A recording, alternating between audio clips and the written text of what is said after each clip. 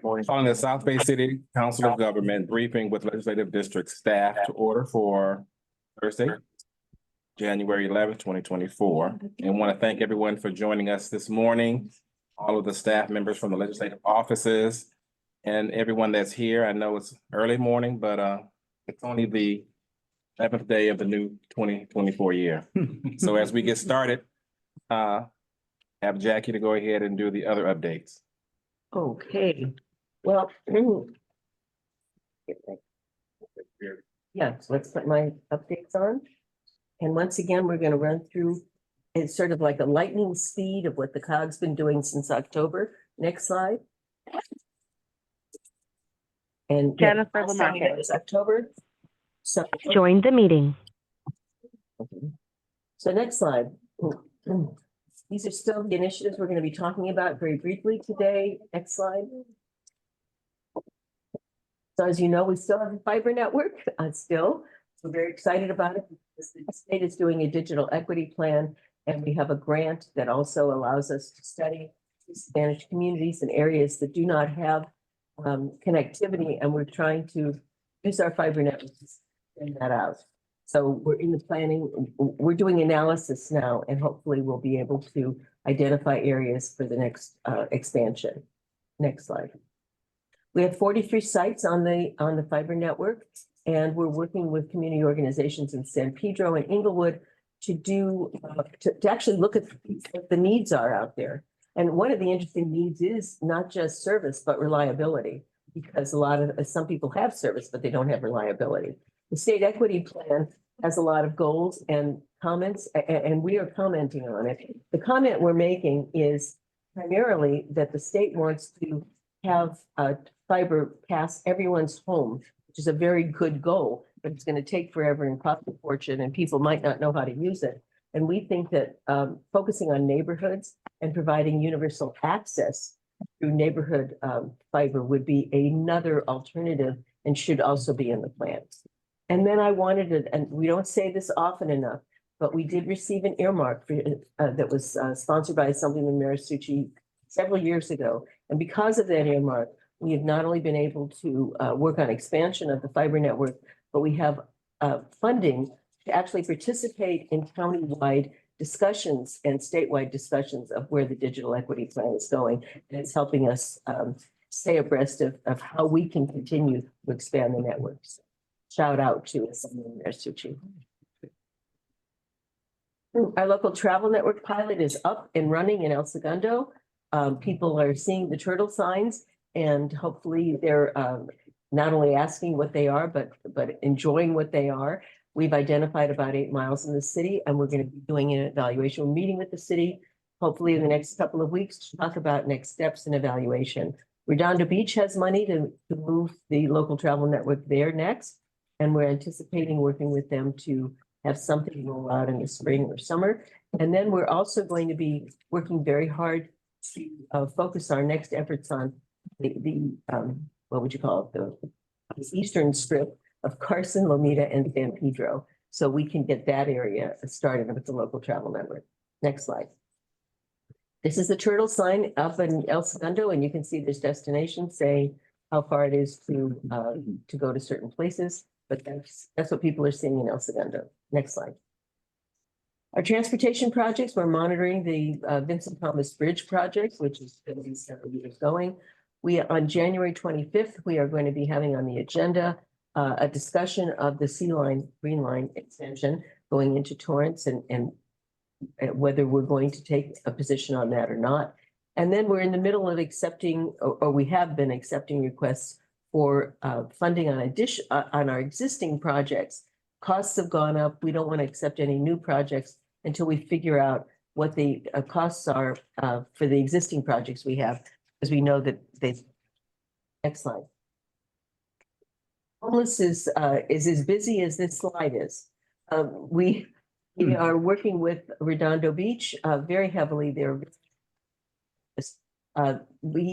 homeless count, as you can see at the top, shows a 16% year-over-year decline.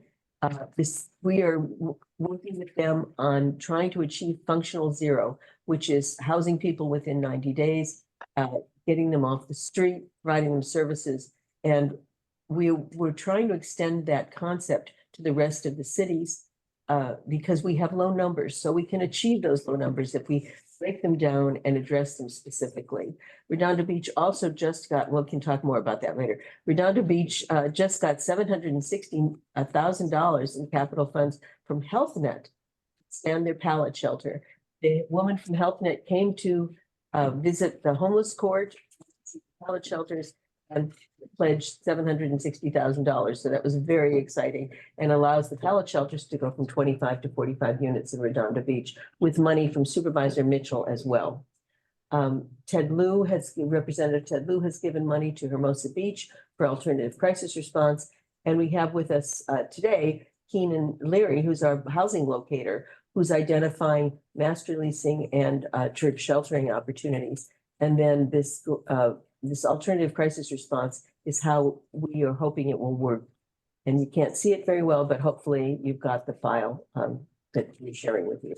Next slide. We had housing programs funded by SCAG and HCD, and the REAP 1 is completely finished. That was ADU acceleration, commercial redevelopment. Those reports are up on our website.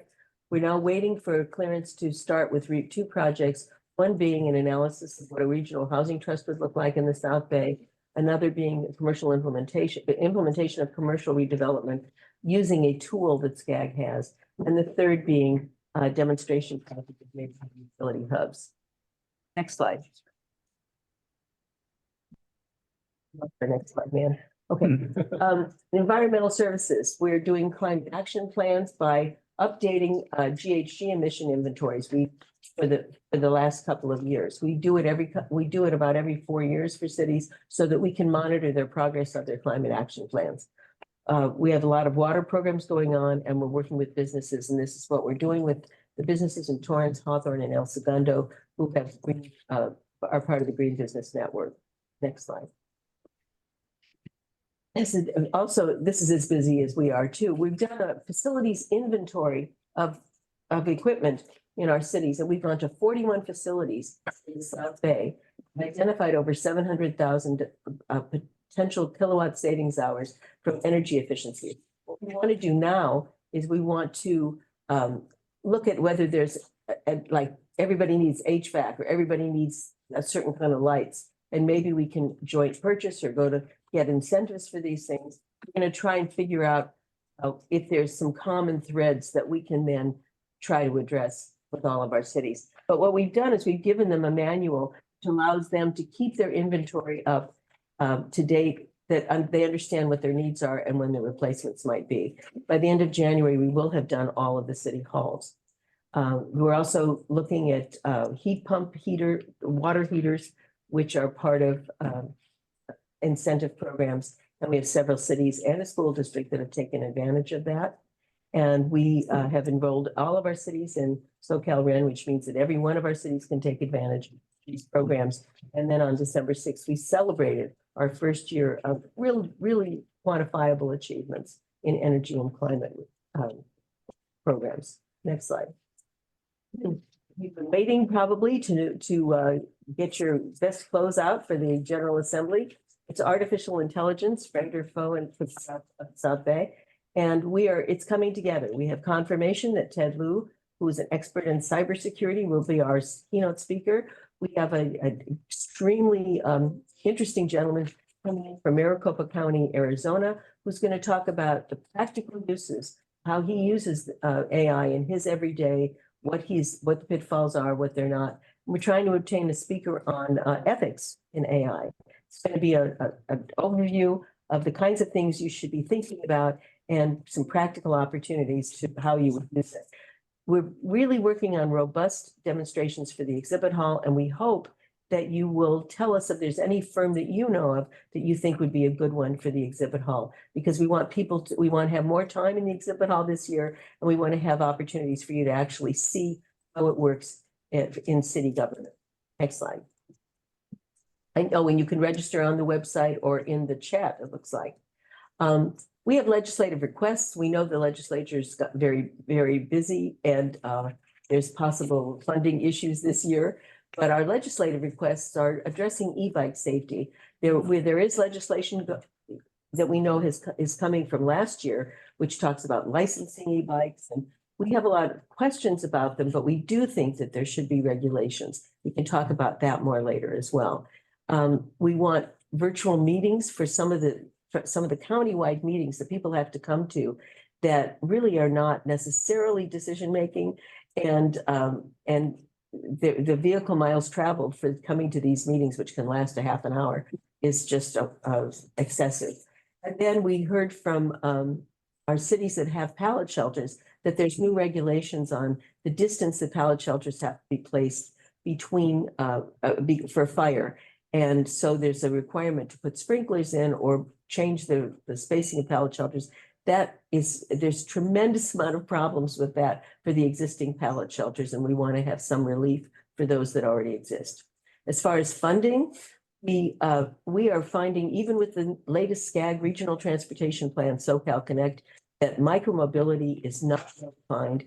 We need education, we need incentives for people to be able to buy slow speed vehicles for their local trips. And we'd like to get more funding for education and incentives.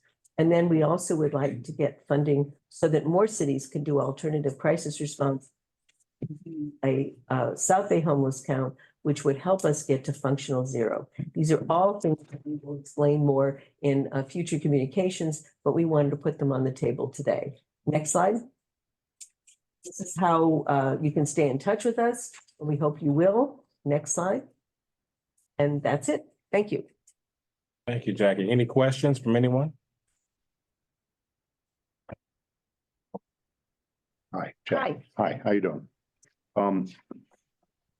What's the time frame and status of taking a position on the Green Line extension? Have you asked cities to take their own positions on it in Hermosa Beach? We haven't yet. We may not for some time. So I'm just wondering how the timing of all that falls into. The board voted to, or we were directed to put it on the agenda for January 25th. Yes. Yeah, and the recommendation will probably be for the COG to take a position to support a rail line, but not take an alignment position. So what is it going to take to take a position on an alignment? Well, one of the areas that we didn't want the South Bay COG to be politically connected on that level. We feel that each city has their own idea of what they would like to see in the communities, and to allow those communities to vote for what they will want to see in the region for the area.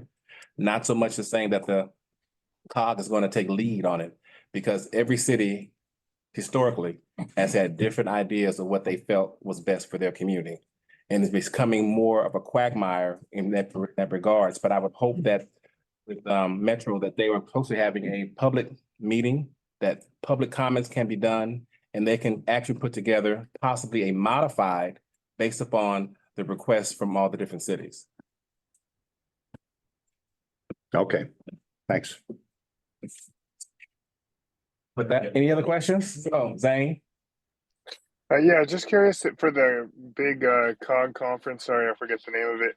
But have you considered it consistent with AI, having to talk about Bitcoin and its effect, how municipalities have either adopted or invested in Bitcoin, if at all? Just because that seems to be the topic du jour, as well as AI, with all these ETFs being approved by the SEC. We hadn't talked about that, but we've been asking for input, so we'll take it under advisement and look into it. Cool, thanks. Any other questions? That we're going to go now to our federal representatives who are here, and I think everyone is here. Thank you for showing up and being present. Jackie, were there any questions that was actually issued prior, or did they receive questions? Yeah. Did they receive any of these?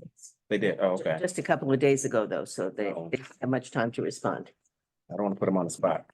But no particular order, but I just have the first person to give their presentation through Congress member Nanette Barragan, Casey Hervey. Hey, Casey. Hi, how are you? Can you hear me? Good to see you. Good to see you too. I'm so excited to be here. Thank you so much. So, in regards to the questions, I know the first question was regarding a federal shutdown. Yes. So I worked with our team in DC to get you some surefire answers. So in regards to the shutdown, we are saying that there probably will not be a shutdown because there has been a budget agreement that has been pitched by the Republicans and the Democrats. However, Speaker Johnson's far right members are revolting, so we can't say for 100% that there won't be any change. But as far as we believe, there will not be a shutdown because they do have a budget agreement on the table. In terms of legislation for our office for this year, the Congresswoman's priorities remain the same: healthcare access and equity, climate change and environmental justice, and then housing and homelessness. I'll quickly go over some bills. If you've been following, some of these bills have already been presented. For the healthcare and access and equity, a lot of her work has been in the dental care space. So ensuring that all kids have access to necessary dental care. We have a bill for that. We have the Medicaid Dental Benefit Act, Medicare Dental Benefit Act, and all of these bills will just expand dental coverage to make it more accessible to low-income, elderly, and other populations. In regards to climate change and environmental justice, the Congresswoman has the Outdoors for All Act, which would authorize outdoor recreation legacy partnership programs to invest in urban parks and green spaces for underserved communities. Some of the communities that we have just have limited availability to parks and recreation, so that is one of her top priorities. We have the Electric Bike Share Act, which is a grant program to invest bike share in public housing communities. There's a pilot program in Rancho San Pedro right now. And then we have the EVs for All Act to have a grant program to invest in electric car share program in public housing communities as well. So they'll be able to get around and still be environmentally friendly. And then finally, making sure that the Infrastructure and Inflation Reduction Act dollars do reach the community members within our district. And then with regard to housing, the Congresswoman is the co-chair of the Congressional Homelessness Caucus. And when we meet with community members, homelessness is always something that comes up. So the Congresswoman did introduce the Returning Home Act, which is a bill that would allow for over 70% of the homeless population in LA County that has been involved in the justice system to prevent that. It will prevent them from not being able to get housing. It will help them to be able to get a job, and just in general support them with getting a fresh start. The bill would authorize $100 million for community organizations and public entities to help unhoused people who are formerly incarcerated. It will be via a grant program for community orgs. It will also include incentives for landlords who are looking to support those populations. So again, those are just some of the things that are on the table for our office this year. And if you have any more questions, let me know. Thank you. Thank you. Any questions? Thank you, Casey. Next is from Congressmember Ted Lieu's office, Representative Nicholas Rodriguez. Yeah, I'm right here. Hi, everyone. Nico Rodriguez from Congressman Lieu's office. Good to see you all. In terms of the questions, there are really the trillion-dollar questions really that you could ask as to whether or not we are going to have a shutdown or not.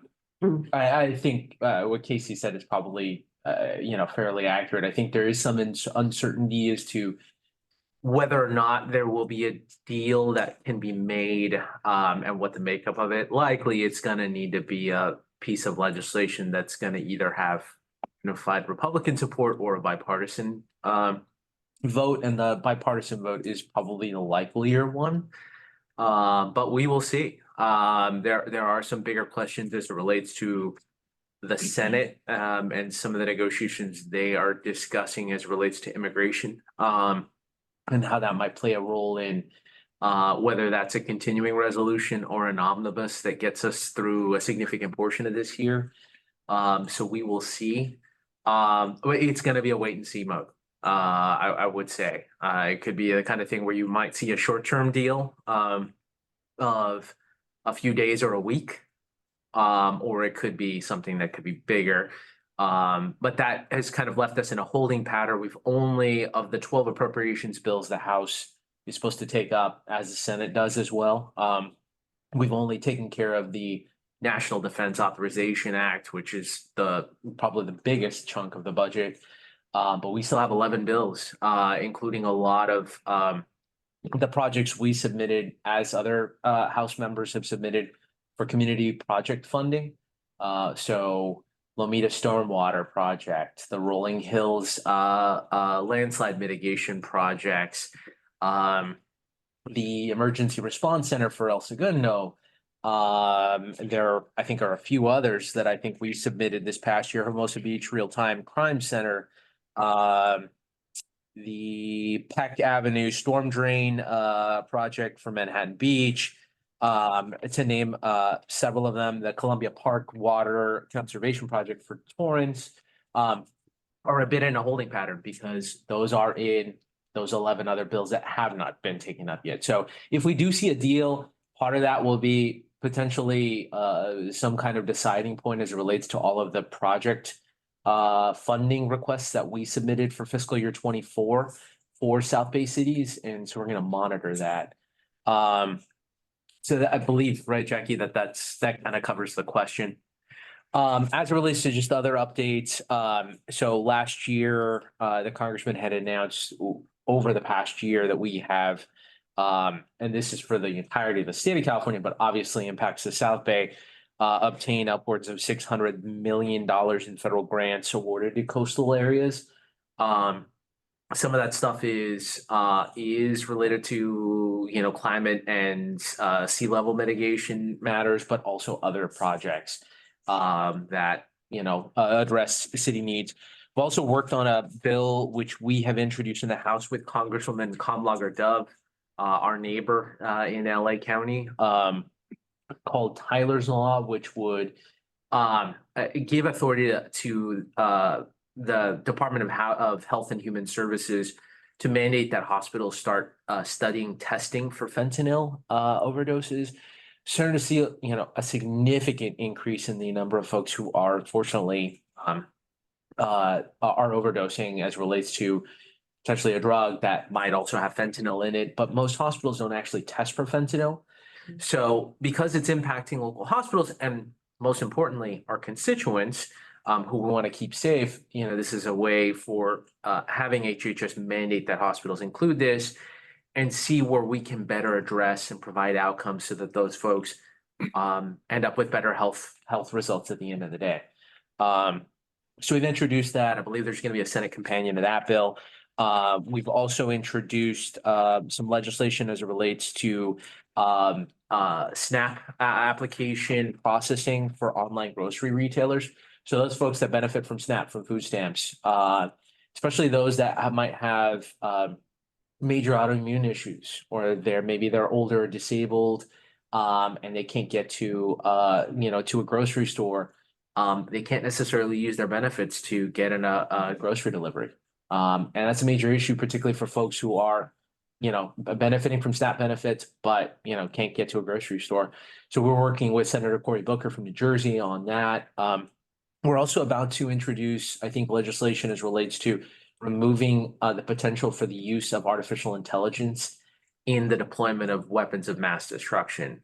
So currently, obviously, there is no real regulation as it relates to the potential role that generative AI could potentially have if the nation were to, you know, to take the steps of potentially launching a nuclear weapon. Obviously, we don't want the launching of any nuclear weapons, but we want, in particular, do not want AI to be a part of any kind of process. It should be a human being, literally in the command authority, making that decision with the consent of Congress to do that. And we're continuing to work more on artificial intelligence legislation as well. Our general AI bill, which sort of sets standards and creates a commission to study and create AI standards, is still working its way through.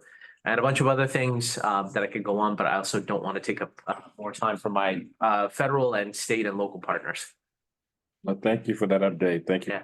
Any questions? I just have one question. Yeah. You mentioned fentanyl. There was the bill, Yeah, it's called Tyler's Law, and I can get folks more information. number of that bill?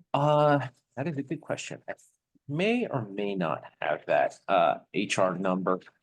Not, I can get it to you offline and distribute it out. Yeah, I don't have the HR number. I don't know that it was assigned because it was just literally introduced at the end of the year, but I will get that and distribute it All right, to folks. thank you. Thank you. Next, we have Congress Member Maxine Waters, Representative Hamilton. I think I did see you. There you go. Thought I saw you on there. Welcome, welcome, welcome. Can you hear me now? Yeah, I can hear you now. Okay, great. Thank you. Hello, everyone. Nice to see a lot of familiar faces and thank you for the opportunity to join you virtually. I got to catch up with the Congresswoman last night, literally at the airport on her way to catch a red eye to go back to DC. But she wanted me to share a couple of things with you specifically this morning. In terms of the question on everyone's mind, she says, unfortunately, the Republican side of the aisle has put forth a budget with deep, deep cuts in every major aspect of our government, including Social Security, healthcare, housing, education, and they refuse to negotiate. We obviously could not come to any agreements last year, so we passed a continuing resolution to keep the government open. The majority of Republicans did not support the continuing resolution, so Democrats had to join with a few Republicans to get it passed. We're now in negotiations, and we're going to do everything that we can to get a sensible budget. We realize that some concessions are going to have to be made. However, we have no indication that the hardcore, very conservative bloc of Republicans are going to cooperate. So all that we can do is to work very hard in this week and next week and hope that we can find enough Republicans to put out a sensible budget. So her answer to the second question about her legislative priorities are that housing continues to be her number one priority. And she just wanted to share a few things with you that you may already know, but these are important to remember. Housing costs remain the key cause of inflation, making up 70% of inflation. This is a crisis that has been going on for decades, but now after the pandemic has gotten so much worse. Since May 2020, housing prices in Los Angeles have increased by 37% and rents have increased by more than 21%. Moreover, homelessness is getting worse. As of January 2023, there are over 73,000 people in Los Angeles City and County who are experiencing homelessness on any given night. In addition, high housing costs are also causing some families to put their dreams of homeownership on hold. For instance, just over half, 50.9% of Angelenos are homeowners, which is nearly 16 percentage points below the national rate of 66%. We are living out one of the worst housing crises our nation has ever seen. That is why I continue to fight to secure greater investments to build more affordable housing, bring down costs, end homelessness, and revive the dream of homeownership for all. She has introduced 3 pieces of legislation recently in her effort to address all of our housing problems. They are these 3 pieces. They're called the Housing Crisis Response Act, the Ending Homelessness Act, and the Down Payment Towards Equity Act. These bills would, 1, support the creation of nearly 1.4 million affordable homes and reduce housing costs. 2, make housing more energy efficient and resilient in the face of worsening climate change. 3, end homelessness by ensuring who qualifies receives rental assistance through an improved housing choice voucher program. And 4, provide financial assistance to help nearly 5 million first-generation home buyers nationwide with their down payments, closing costs, and interest rate buy-downs. Her other legislative priorities sort of go in this order. Healthcare is second. And she says, we're still working to reduce the cost of healthcare. president was successful in getting the cost of insulin down to $35 per dose, getting the government to be able to negotiate to reduce the prices of pharmaceutical drugs has been a major advancement. The cost of drugs are just too high. Big Pharma keeps raising the prices, and it is contributing to bankruptcies for working families who are not getting subsidized in any way. Another issue that's very important to the Congresswoman is infrastructure, where the president is doing some good things by creating contracts for replacing water systems, rebuilding bridges that are falling apart, and repairing roads that are very much needed in our country. The president is being successful in getting things done with the infrastructure bill. And as we transition to more electric autos and trucks, charging stations are going to be increasingly important in Southern California. We are encouraging people in the 43rd district to respond to requests for proposals to build charging stations. We know there are 40 churches which have applied for charging station developments, and it looks as if they're having some successes. Obviously, she's very interested and concerned in business aspects for small businesses, being on the Financial Services Committee. So she's continuing to work to support export and import businesses so that creative, hardworking people in our country who are developing innovative goods and services can export them to countries who need what we produce and the services we provide. So she will continue to support the strengthening of the Export-Import Bank.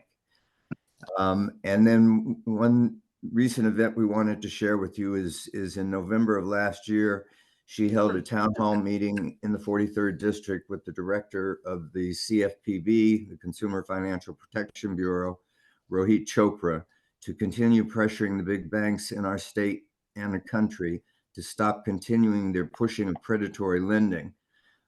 She says that's what 2008 was all about when we developed the Dodd-Frank legislation to get rid of predatory lending and the foreclosures that were taking place. But she says they're creeping back in, and we have to keep an eye on it. Wells Fargo was found guilty of creating fake accounts and refusing to provide refinancing of homes for women and minorities. Our work continues on banks because we depend on them, and they are far too often coming up with policies and programs that are ripping off the average citizen. She says, we know that people are concerned about insurance companies leaving the state of California because of the wildfires and flooding. As you know, they're overseen by the state of California, and she urges everyone to continue working with your state legislators to convince the insurance companies to stay in the state with reasonable premiums. She also is going to continue to work very hard to make childcare affordable for working parents and single parents who are dependent on childcare to be able to hold a job. And also, she and President Biden continue to work to get rid of excessive fees that the big banks are charging. One last thing that we wanted to share with you, we're doing something that we think is very exciting a week from Monday with Congresswoman Barragan's office in the city of Compton on January 22nd at 11 a.m. Congresswoman Barragan introduced legislation back in 2021 to have the Compton Post Office renamed after a native son of Compton, whose name was James Anderson Jr. And he attended Centennial High School and volunteered to join the Marines back in 1966 and was sent to Vietnam and found himself in a firefight. And when a grenade was thrown near he and his fellow Marines, PFC Anderson jumped on the grenade, saved the lives of his fellow Marines, but was killed instantly. And so the Compton Post Office on 101 South Willowbrook Avenue is going to be renamed in honor of PFC James Anderson, who was the first African-American to receive the Congressional Medal of Honor. You are all invited to join us, and both Congresswoman Waters and Congresswoman Barragan would be very happy to see you. If you have any questions about any of the things I was just talking about, you can call our office at 323-757-8900. Thank you. Thank you, Hamilton. Any questions for Hamilton? Thank When's you for that ribbon cutting or naming? Zane, what'd you say? When is the ribbon cutting or the name designation for the post office? Oh, it's going to be a week from Monday, January 22nd, 11 a.m. in Compton. All right, thank you. Hey, Hamilton, this is Mark Warnick. Do you have a flyer for that or? Yes, I'll send you one, Mark. All right. Appreciate it, Hamilton. Hey, we miss working with you, man. Oh, good to Take see care. you. Do you have Ditto. the flyer, Jack? Yeah, if you send us the flyer, we can get it out. Okay, thank you, Jackie. Thank you. Thank you for that. Next, we have from our state offices. And I know there's a long list of questions that was put to them. I don't think we have the time to go through all of them, but at least highlight the major issues that were happening. And our first is from State Senator Ben Allen, Olena Wilbur Benson. I'm right here. Hi, everyone. Nice to see you in person. Happy New Year. I think most of the state office updates will be fairly quick because we literally just started our legislative session a week ago, maybe. So right now what we're doing is we're getting our bill packages together. We're doing all the research for what we want to present to the Senate. We'll probably be doing that for the next week or two before we push out our start pushing out our bill package. So it's a lot of research right now, which is always the crux of any good bill. So that's what we're really putting all our time into right now. I guess our biggest announcement, which some of you already know, you were at our office, but we have a new office. We moved from Redondo Beach to El Segundo officially. So if you're ever in El Segundo, please stop by. We'd love to see you. So yeah, I said our update would be a little fast because we don't have legislation to talk about. We do know that the governor's first attempt at the budget came out, and though it is a little dreary, it is a lot better than we thought it was going to be. The Legislative Analyst's Office put our budget deficit at around $60 billion previously, and right now it's about 37. So it is a significantly better number. Not saying it's good, but it's a lot better than we thought it was going to be. The governor is saying that this is pretty much just a correction for the anomalies that we had in the last couple of years with COVID, with super high income taxes and more money coming in from just the huge upswell of wealth that was coming in. So we don't really know what this means yet. Our offices are just as confused and trying to talk to the governor's office, and the pro tem's office is working on this too, because there's a couple of things that will impact our offices, especially in the way that we bring money back to the district with district requests. Every single year we put in requests for projects in our district, piers, Rancho Palos Verdes remediation, et cetera, et cetera. This year, they said that they will be cutting that. They will be doing a $350 million reduction. Not final, don't know what that means. We're working on it. But right now, the pro tem's office is pretty much saying this is unacceptable. And we're definitely going to be working this out to at least get something to come back to our districts. We can't just leave everyone high and dry of a sudden. So that is something that we are working on right now. I know that one of the questions, and I'll just do top line because I think some of them we cover fairly often here. I know that one of them was a question about e-bike legislation, and this was a big topic for our office last year. We were working with the South Bay Coalition on this, and I know a lot of different legislators were kind of looking at this as well. And it is a little bit tricky because we want to make sure that people do use their bikes and they do use this, alternate form of transportation. We don't want to stop people from doing that, but we do want to make sure that this legislation is thoughtful and does what it's supposed to without any terrible unintended consequences, which can happen, as we know. So I know last year Dave Min had a bill that put together a study for electric bike safety and like the best ways to move forward with legislation on that. So we'll kind of see the impacts of that study starting to come out because it just passed this last year and was signed by the governor. So it is a big topic. It's definitely being discussed. And I think there's a lot more significantly. Well, that's not what I'm going to say. There's a lot of great stakeholders that are also working with many legislative offices, which has made it a much better kind of topic to talk about for us. There's a lot more community input now. So there is that. It is not going anywhere. I know there was a big question or two about homelessness funding. The state has always well, not always, but we've given a lot of money in the last couple of years to homelessness. I don't know that the overarching problem is state funding for homelessness because it is in the billions and billions for the last couple of years. Obviously, the state disperses this funding to local entities, so the county, cities, et cetera, to use as they see fit. We do not, deal with that directly. So that might be part of the problem. But we don't know exactly what's going to be happening with additional homeless funding since the budget is so up in the air. But I do know that the funding for this 23-24 year has been maintained as it was before at 34 billion. 34 billion for 23-24. So it is still a significant portion. I mean, education and homelessness funding is our top spending at the state as it has been for the last couple of years. So it's definitely something that's going to be continued to be funded. I just don't know that there's going to be additional funding over top what we have already kind of promised. In terms of funding for, the turtle, and all these things, it's just a big, I don't know.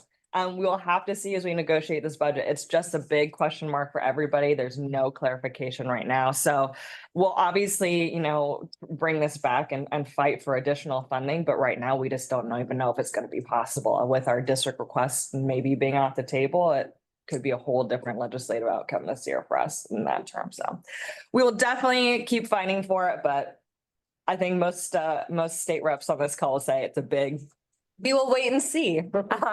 So it's a confusing time. It's a big change, but we'll just kind of see how this plays out in the next couple of months. And I guess that's really all I have today.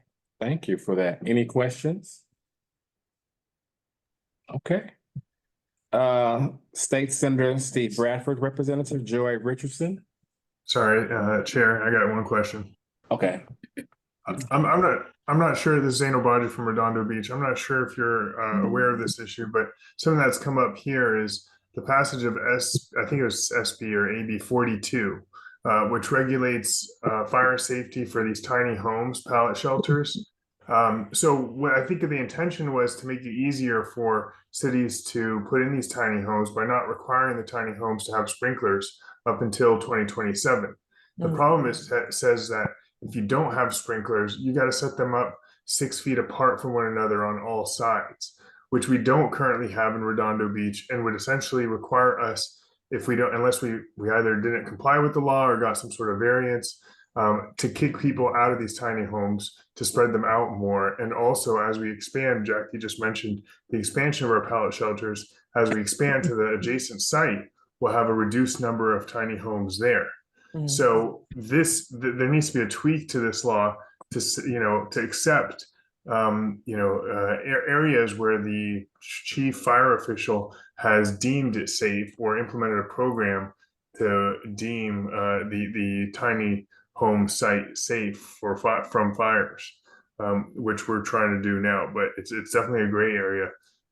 So we'd like the state to help us in fulfilling our duties and initiatives with regard to the homeless, not kind of hamper us and restrict our abilities in the little land that we do have. And you said it was AB 41? 42. 42? Okay. And it's a problem for Torrance and Yeah, because you probably just Hawthorne mentioned, too, yeah. okay. It was part of Jackie's updates, but thank you. Is there anything else, Zay? No, just that it's not clear also that you're grandfathered in if you already built the homes or you erected the home. So everybody who is acting based on the lack of regulations and built these homes now is being told that they've done it wrong. Thanks. I would just like to say, at the infrastructure working group yesterday, we talked about this with public works directors, and they were saying the law requires sprinklers. Mhm.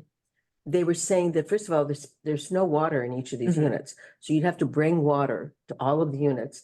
And they did not know if the integrity of the shelter could hold all the water pipes because they're not that strong. Mhm. So these are all things that need to be figured out. Flushed out, yeah, okay. Thank you.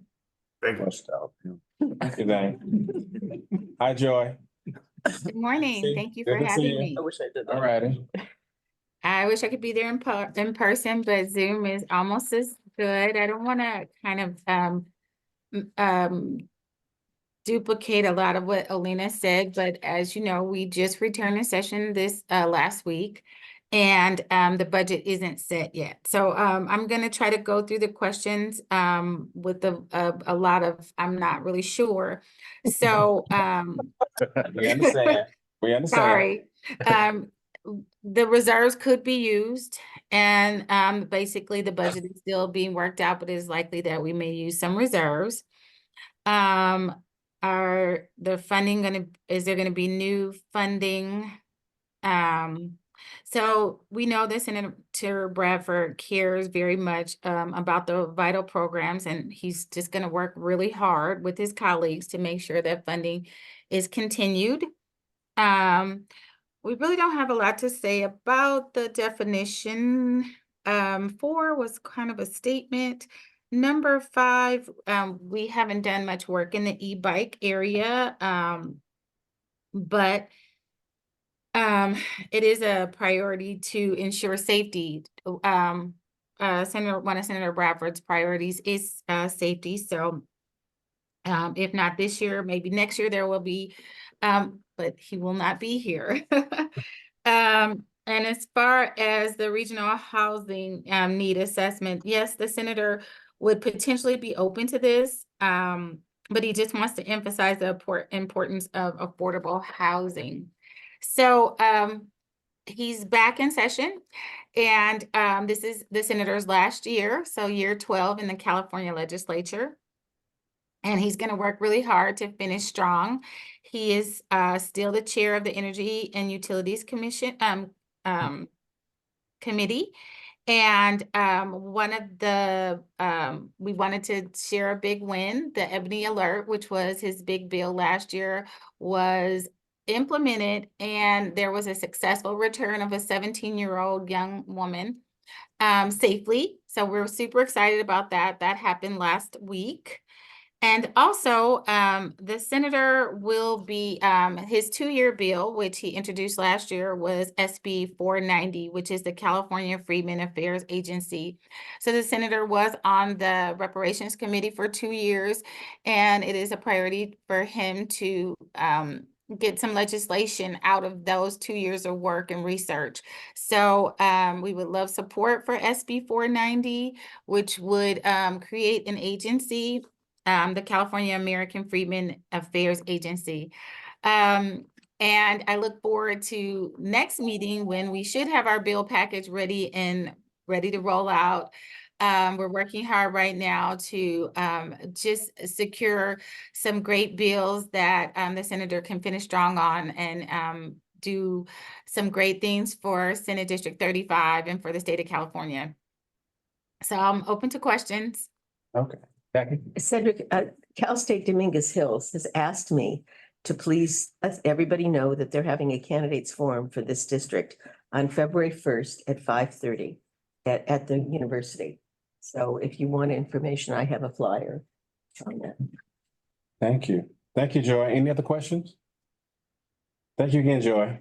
Oh, could I proudly say that I'm an Anderson, that I'm a descendant of James Anderson? I wanted to just share that. Nice. Oh, nice. So I will try to be there, or my mom, Hamilton. Okay. Perfect. Next, Assemblyman Mike Gibson, Representative Mark Fuentes. Mark? Yes, hello. Can anyone hear me? Yeah, now we can. Perfect. Hello, everyone, and good morning again. My name is Mark Anthony Fuentes, a senior field rep for Assembly Member Mike Gibson, representing the 65th Assembly District. Very happy to be here with the COG for the new year. Definitely just want to highlight, a couple of things that have changed, since last year with the Assembly Member.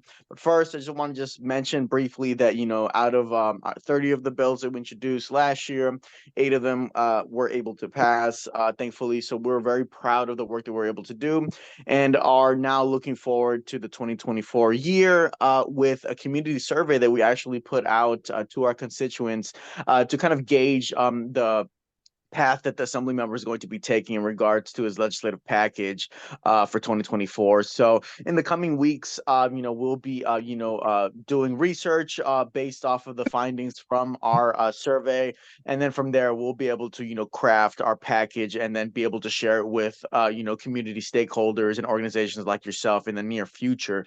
So we just wanted to let you know about that and just stay tuned for any updates from our office via our social media pages.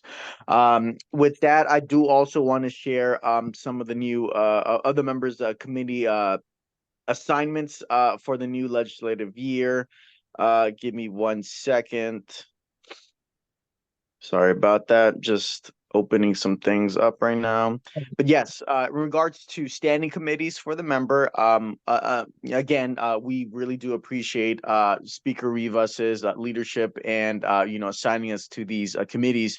We also want to just highlight that the Assembly Member is now chair of the Arts, Entertainment, Sports, and Tourism Committee, which is very happy to be a part of now. And he also made an announcement not too long ago that SoFi is going to be hosting the next Super Bowl, I believe, on 2028. So we look forward to that. With that, the member is also part of the Revenue and Taxation Committee, Government Organization, Insurance, and Human Services. And in regards to select committees, it is the members a part of the Domestic Violence, California Mexican Binational Affairs Subcommittee, Nonprofit Sector Subcommittee, still the chair of Police Reform, also chair of Ports and Goods Movement, which is very important, Restorative Justice, Social Deterrence of Health, State Parks, and Status of Boys and Men of Color. So again, I just want for your reference, highlight those assignments so you'll know moving forward. But with that, I also did want to move on to some of the questions. And again, to reduce the redundancy. A lot of these questions, again, we are not too sure because of the legislative cycle starting anew. We really don't have the answers to a lot of these questions. But again, the Assembly Member, as always, is always open to working with the COG to figure out ways in which we could assist with any of the bills in particular that the COG is interested in supporting or not supporting. Again, we are open to those dialogue, possibilities and, seeing how we could assist potentially in the near future. And I do know that there was a question here or statement rather that said that the COG is going to be sending us a request for budget ask, and again we are open to that. We look forward to it. The sooner the better, because this month we take January as the month where we review budget ask for the office. So definitely please, if you have any, send them over my way so we could then get that conversation going with our district and legislative team over in Sacramento. But with that, that's all I have to share. In regards to the other question, in regards to e-bikes, again, we haven't really worked on any legislation related to e-bikes as of late. But again, we are open to that discussion. So please, if you'd like to set a separate time with the Assembly Member to discuss any bills in particular, let's talk and figure out a time and date where we can make that happen. But with that, that concludes my report. And again, I just want to thank the COG for inviting our office, as always, to be a part of this wonderful group. Thank you, Mark, for that. Any questions for Mark? No questions, Mark. Thank you for your information. Next is Assemblyman Josh Lowenthal, represented by Lizette Jimmel. Lizette. Hi, everyone. Thank you so much for having me and representing our office. very similar to what everybody else has been saying. As far as I'll start with our office first and like what exactly is happening. We're still working on the bills that we're going to be working on, trying to get that legislative package. We do have a 2-year bill that is already in the process, which is, I had talked about it briefly the last meeting that we had, and it's on AB 1013, which is getting drink testing supplies at the community colleges and at the Cal States, which we're really excited about. Our bill that got those in bars and clubs recently passed this last session, and it's already in the works, and we're really excited about that. If you want to check out one of the recently the assembly member was actually interviewed about it, so if you wanted to check that out, please let me know and I can send you the link. It's a cool video. Then as far as the questions that y'all asked with the deficit, we are still trying to figure out what's going to be happening with that. As far as with the district budget and stuff, we're still kind of waiting to see what the numbers are going to be, so we're not exactly sure how we're going to be, if we're even going to be able to have any funds for our districts. And as far as the e-bikes, this is definitely something that the assembly member is interested in, just like getting more like electric vehicles in. We haven't really worked on something like that, but I know that this year that the member is trying to look for something in the realm of like the environment. So this is, if you have any concerns and more about that, please send it forward to us. That's pretty much it from our office, but I'm open to any questions. Thank you, Lisette. Any questions for Lisette? Thank you again, Lisette. Thank you for coming in and presenting. Now Assemblyman Tina McKenna, represented by Haley Hunt. Good morning, everyone. Thank you for having me, COG members. I'm sorry I couldn't be there in person, but like Joyce said, Zoom always is the next best option. Like everyone else said, I will not repeat because a lot of things in the state assembly will all be the same. Just want to talk about a couple things that the member did achieve in her first year in office. AB1 was our biggest achievement this year, which has to do with staffers being allowed to collective bargain. That was our biggest bill that we championed this year. In terms of organizations that the member is a part of, committees that she's on, she was added to the arts committee this year that's chaired by Assemblymember Mike Gibson, and she'll continue on the business and professions, environmental safety and toxic materials, governmental organizations, and she is still the chair of PERS. In terms of the budget, the governor has now proposed using reserve funds. He would like to use 10 billion, yes, billion in reserve funds, but it's up to the legislature to decide on what to do with them. New funding is going to be a little bit difficult this year due to the budget deficit, but as we know, we will do what we can. And again, it's going to be hard with expanding funding for necessary things in our community because of that budget deficit, but we'll come up with any solution to help this issue make the budget better. In terms of the bill asked in question 4, it doesn't look like it's moving, but I imagine a similar bill will be brought up this year. And in terms of RHNA, I don't think there's an appetite for modifications, but we will have to obviously wait and see. We don't have enough housing, and it's hoped that local cities and states can come together to find a way to build better housing that's needed. That's all I have to report. Thank you for having me today, and hope everyone has a great MLK weekend. Thank you, Haley. Any questions for Haley? Next, Assemblyman Al Marichucci, represented by Eric. The answers to the questions. Good morning, everyone. Eric with Assemblymember Al Marichucci. Just wanted to provide a few updates. As you know, the legislature. We have feedback. Someone's talking behind you, I guess. Oh, okay, give me 1 second.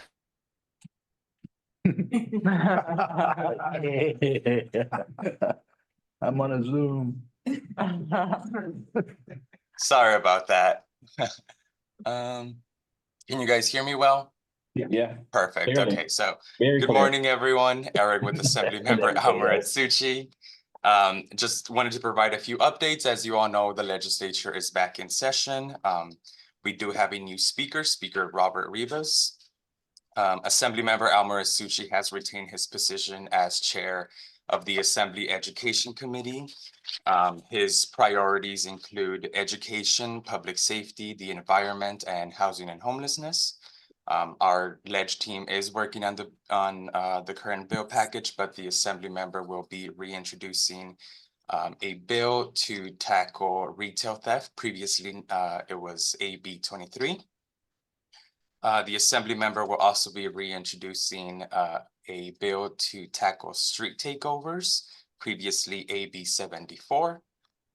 And he will also be reintroducing the Mobile Home Affordable Housing Act, previously AB 1035. The assembly member will also be introducing a bill in collaboration with the ASPCA.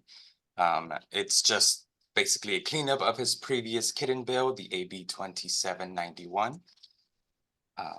As for the questions, the first one asking, will the deficit looming, are reserve funds going to be used? The answer is yes. The Governor Newsom announced his budget on yesterday, which included withdrawing 10 to 13 billion from the state's reserves to help address the 37.9 billion budget shortfall.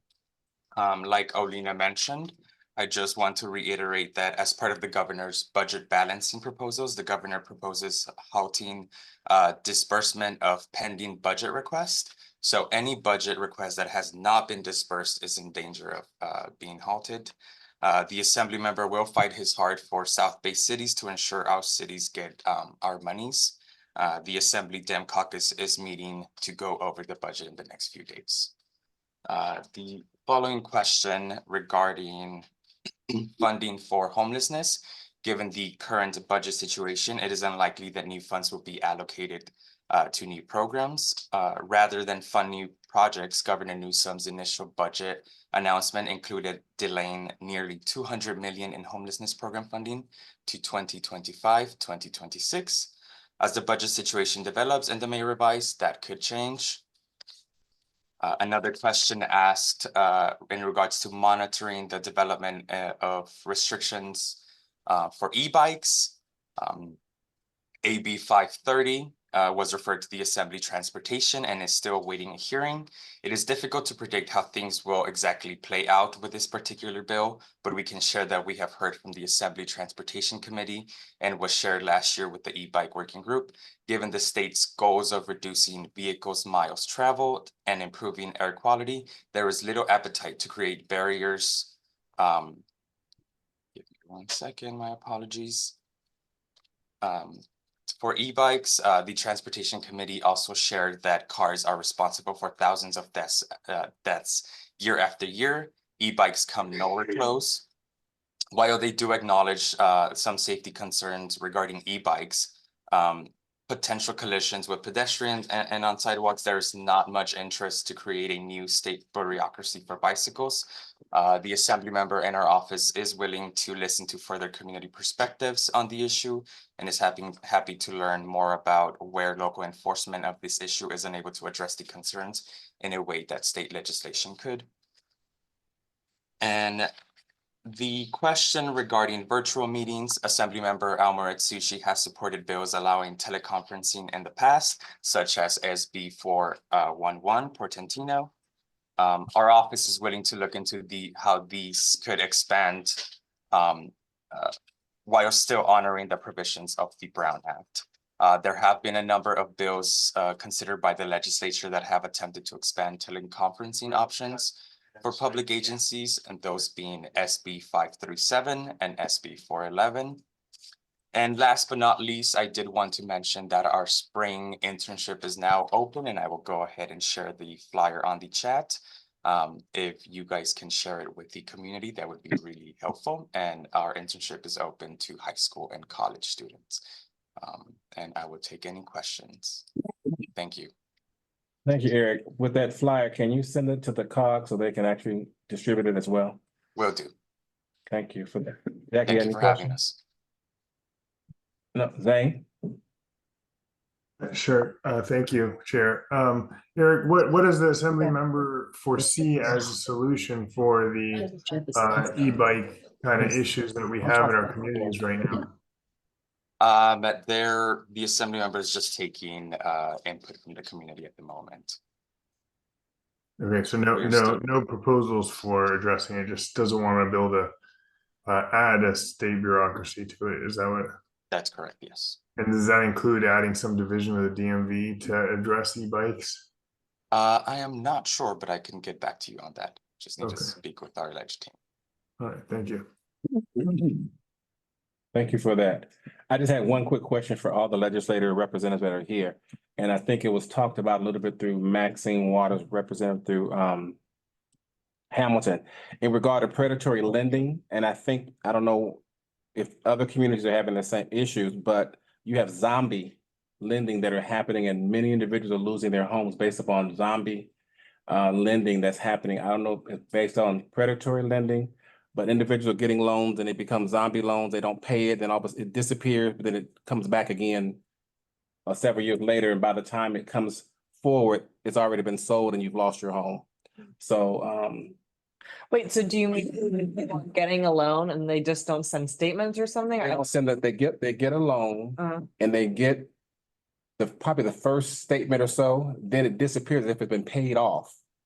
But then it comes back again, maybe a year later, but by the time it comes back again, it's in default and a bank buys it and you lose your home. So they call it zombie lending. It never stops. It never stops. Okay. So you may be thinking you get a legitimate loan and you want to make your payments, but then all of a sudden it's paid off and then turn back around. Oh, no, it wasn't paid off. Or they say it's done. Yeah, they let them know that it's been paid off, but then it's not paid off. Ooh, huh. I've had two people in my district have lost their homes. One was an actual principal of a high school. So it's serious. But thanks to everyone for being here. Question for Mayor Sushi. Okay, go ahead. Eric, got a question? So Yes. I've talked with Assemblymember Miritsushi about the e-bike situation for quite some time. I've been a long time cycling advocate. I own both. I ride both. The indication from you today was that maybe we're not going to take such a swift approach on dealing with it. And we need to wait till people are killed on them. I don't know, but just to mention a few things. It's absurd to think that it's still legal for a 12-year-old to ride an e-bike on the street like a vehicle and not be licensed. So we need to really look at raising that minimum wage, coming up with a license procedure, being able to impound if they're not licensed. I mean, these are real things that, we need to be more proactive with. And I just wanted to, I believe the Assembly is the lead on this and not the Senate, if I understand it. And if that's the case, I'd like to know where the dislink is between trying to get something done and kind of the response that we heard here today regarding e-bikes. Yes, and I do apologize. I'm not keen on the issue, but I will relay your concerns to the staffer who is more aware of the e-bike issue. Okay, My thank you. There was apologies. one more thing on the classification of e-bikes. That's another thing that's outdated because technology has changed so much and they've got them classified into different A, B, and C, whatever, but the technology's changed so much that they really need to look at how bikes are classified, because what's happening is the ones that used to be the safest are no longer the safest because of the technology of pedal assist and non-pedal assist and throttles and all that. And you see people going, down full throttle without pedaling. But anyway, it's just that perception that really, it really needs to be looked at in great detail. Thank you. Thank you. Chris? Yeah, sorry, I don't mean to pile on, but I know at the municipal level, we have been telling our constituents that the state is going to be the actioning agency on e-bikes, particularly the incredibly fast ones that young people are riding. If the state is not going to take action on it, I think that to Eric's point, you may see cities come up with a patchwork of different regulations that will be confusing and probably inefficient. So I would really urge the assembly to relook at this item. Can I actually interject? I think, and I don't want to speak for you, but I think to clarify, I don't think the assembly, I know definitely for the Senate, I don't think they're looking to do nothing. I think on the Senate side with this study bill, they're like, okay, what are the best ways to target e-bike safety in a way that still encourages people to use their bikes, but cuts down on like these kids doing these really dangerous things and like people riding their bikes on pedestrian ways. And like, I think that the state just really wants to make sure that whatever they do is very thoughtful and doesn't hinder people that aren't doing the wrong thing. So I think it's not, and again, I'm not assembly, but I think at least from our side, it's not that they're not going to do anything. It's we've done this, we're doing this study. Let's see what the best practices are for this so that we don't bungle it like 17 times and we come back to the table with something else. Then like no one knows what's going on. I think it's really just like a let's be thoughtful rather than like just jump in, do the wrong thing, and then have to start like from like the beginning again. That's kind of my take on it. I could be wrong, but I have been before, but that's, I just know with Min's bill, it's literally just like, let's look at, there's so many different communities in the state which have several different issues with e-bikes. The ones in the South Bay will be different than the ones in San Francisco, which will be the difference from the ones in the Valley. I mean, there's a lot of those things to consider before we pass like sweeping legislation on it. So I think it's really like, let's study it. Let's talk to our community stakeholders, which I know is something that's going on right now. And then let's work on what like the best practices will be. Thank you, Odin. And yes, the assembly member in our office are taking any input. So thank you. Thane? Just a slight pile on to what the Mayor Pro Tem from Hermosa said is a 12-year-old, 13-year-old can get an e-bike, go 24 miles per hour and never take a single course or educational input at all on the safe operation of that vehicle. And that's totally consistent with the law. And that's not okay. That doesn't require a huge bureaucracy. A mandate on the sellers that they've got to administer a course or give course material a QR code and ensure that that kid watches the course or something like that is not a huge onerous requirement, but it's a start. Thanks. Thank you. All righty. League of California Cities update, Jeff? Thank you. Good morning, everyone. Since we're having this discussion on e-bikes, I will just add on briefly here at the top. You know, I think I first brought to attention of the COG AB 530, which is part of that question that was included to the legislators. You know, that bill would certainly do a lot of these things that the cities are talking about. I think the biggest challenge realistically with that bill is the budget deficit. It would not be cheap for the DMV to create this new licensing system. And I expect the governor would likely veto anything like that. But it could be put into the budget process. That would be the correct way to sort of push this forward. Cal Cities actually doesn't have a position on this bill yet because it was so new last year. And it does face a big hurdle of trying to get out of the first house. All bills that were introduced last year must be out of their first house by January the 31st. So that's in just a few weeks. So if that bill is going to move forward, it does need to get scheduled for a hearing and move pretty quickly. So we can at least continue this discussion. And I know some of my cities have been, Manhattan Beach and others have been working with Assemblymember Warner, who's the author of that bill, trying to see what they can do to help facilitate that moving forward. Moving on, just sort of my general update, I'm going to put in the chat for everyone on Zoom, and then I do plan to send out an email to everyone before the end of the week that will include some more information on the budget. As we've all talked about, the budget came out, the proposal for the budget came out yesterday. Cal Cities has a quite a long analysis of that budget and what it means for cities. You know, the good news is that there is the funding that was there for homelessness last year is still there. You know, it's not the amount that we've been asking for years. Our analysis, our survey of our cities last year shows that you know, about $3 billion is what local governments are spending. And probably even more than that. That's predominantly out of their general fund. The $1 billion in HAP dollars included in the budget last year and hopefully the final budget this coming year is just really a drop in the bucket. And the lion's share of those dollars, they just go to the big 13 or they go to the counties. And cities, especially smaller cities, have a really difficult time getting their hands on some of those dollars.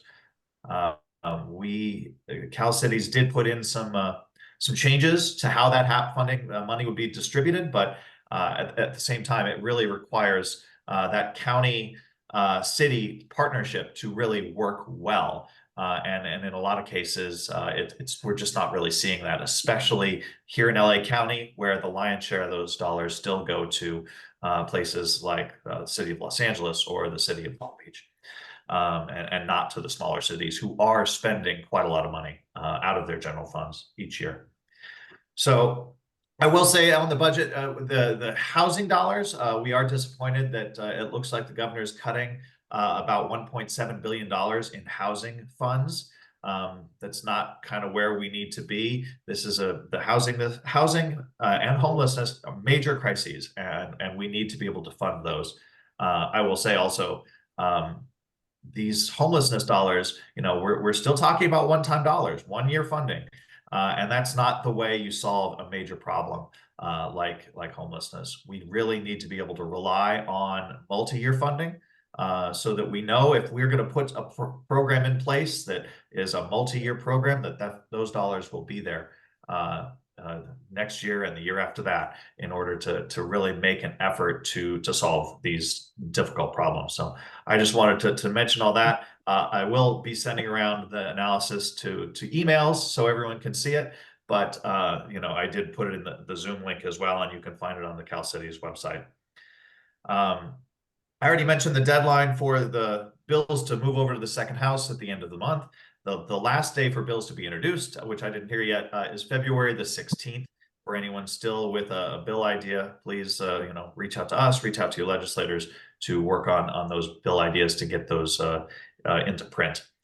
Like I said, though, the budget and the budget will be the most difficult part about getting bills passed this year. If it's going to cost a lot of money, it's going to be very difficult and going to require a lot heavier lift than would normally happen in a good budget year. I will say the Cal Cities did have our first general membership meeting last week. It was on, we did great speakers. The Superior Clerk of the Court was there along with the LA County Police Chiefs Association talking about those pre-arraignment release protocols that have been set up in LA County. It was a very well attended meeting and the presentation, although not as helpful without the added dialogue that was happening alongside the presentation, but that presentation is also available on our lacities.org website. And then lastly, I did just want to mention the legislative meet and greet, you know, the South Bay legislative meet and greet that we've been hosting with the COG and the SBACC. We're bringing that back. Hopefully we're looking at March the 1st. We've already extended invitations out to the state legislators. I did that last week, so hopefully we can get some answers and some confirmations back from so many of our legislators so they can attend. It will be at CSU Dominguez Hills again, March the 1st, and that flyer was also in the chat. Last, I just want to say, you know, we are working on the Cal Cities board did late last year support Proposition 1. That's going to be on the March ballot. That's the behavioral health bond measure. It's $6.3 billion in funding towards behavioral health. This is mental health for homelessness. A lot of dollars out there to help build some of this infrastructure to put some of these the behavioral health facilities that we need into practice. Cal Cities did support the piece of legislation that put this on the ballot. At the last minute, there were some tweaks to that put in some language that we weren't as fond of, essentially saying where some of these facilities could go without regard to the local land use issues that are in the local cities. Despite those last minute amendments, our board did still decide to support it, but at the same time, they directed staff to really work with the state to try to ensure that we can make some changes to those what could be onerous requirements of where these facilities are sited, and we continue to be able to do that. The dialogue is actually quite open with the governor's office and the legislature in trying to get some of these dollars out, but pull back some of those provisions about where these facilities are located. And then lastly, I will just mention the California Business Roundtable measure, what we've renamed as the corporate tax trick that will be on your November ballot. We are working with cities to try to get cities to oppose that measure. This is the one that would create problems for your fiscal stability as a city. You would be unable to pass a lot of your fees would become taxes if this were to pass. And that means that even things like your fee schedule would need to go onto the ballot and be approved by voters, making a really difficult situation, and would also repeal a number of billions of dollars in funds that have been passed since that could, if that measure passes, because this is retroactive to 2022. So that is another big thing we're working on. I'm happy to work with your city on taking a position on either of those, and happy to answer any questions on legislation or work with you in the future. Thank you, Jeff. Any questions for Jeff? Ooh, that's a hard crowd. Okay. Quiet. Quiet. So thorough. It's so thorough. Everyone's been so thorough. With that being said, any public comment? Anyone has any announcements they want to make? I can make one announcement. We're sort of tentatively, and I'll make sure that Aurelia or Karen from our office sends the flyer, but we're finalizing a virtual Military Service Academy Day. The event that we do each year. Sometimes we do it in person, sometimes we do it virtual. For scheduling reasons, we had to do it virtual this time, but we'll announce the date, I think likely February the 3rd. And it will be virtual. We'll be sending this out to school districts throughout our district, and youth organizations. But this is our annual event where basically it's a college fair for students interested in applying for nomination and acceptance to the military service academies. So we're likely going to do that on the 3rd. So I'll make sure to distribute that. And then that's probably the main thing. Obviously, you all saw the news about FEMA's funding for landslide mitigation last year to FEMA or to RPV area, the area kind of around Portuguese Bend. So just making sure to reiterate that one. That's it for me. Oh, Brandy? Hi, good morning. Am I being heard? Yes. Hi, this is Brandy Keith. I'm with the South Coast AQMD. Good morning, everyone. Just wanted to make a quick announcement, just letting everyone know that last Friday, our governing board voted to amend Rule 1180, which is a fence line and community air monitoring for petroleum refineries rule. And they also adopted Rule 1180.1, which expands some of those regulations to other related refineries. I'll go ahead and put a link in the chat for more information. I know that there are quite a lot of refineries in the South Bay area. And we also have, we're issuing a reminder about some upcoming regulatory compliance deadlines. I'll set a link in the chat for that as well. Thank you for that update. Jack, you got a question you want to ask? No, I just want to make sure everybody knows our next time together is the General Assembly. Please come to the General Assembly. What day? March 28th. Thursday, 9 to 3 in Carson at the community center. Thank you. With that being said, we will adjourn to Thursday, April the 11th, 2024. Thank you everyone for coming. Thank you. That